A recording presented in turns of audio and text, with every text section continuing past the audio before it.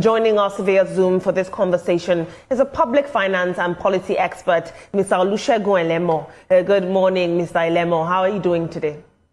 Good morning. Thank you for having me and happy to join. A pleasure, sir. We're here to discuss very serious money matters. Sir, for the average Nigerian watching this morning, they don't see this inflation rate and heave a sigh of relief. They wonder, a lot of people on one hand don't even know what it means. These reports and these statistics don't really do much in the way of changing the quality of their lives. On the other hand, some people think inflation rates easing mean that the prices have just dropped. And that's not what it is it? Inflation rates dropping means that the prices are still increasing. However, they're just increasing at a slower pace in which people can catch up with it. Explain why this statistic should matter to the average Nigerian. Yeah, thank you very much for the question. I think it's good that we're beginning to see some slowdown in inflation, at least like you mentioned, the first in 3 months.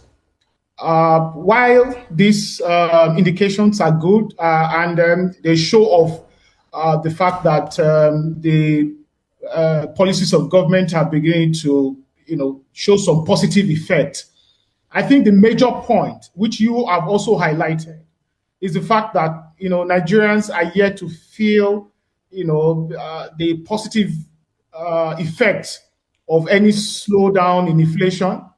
And you also rightly mentioned that food inflation itself climbed higher this month, whether on YOY or on MOM. And YOY being year on year and MOM being month on month. The headline is slowing down, but what matters to the average Nigerian, for instance, is how much of my disposable income I'm spending on what matters most to me, which in this case is food. And there are a number of factors that are responsible for why food inflation is still where it is.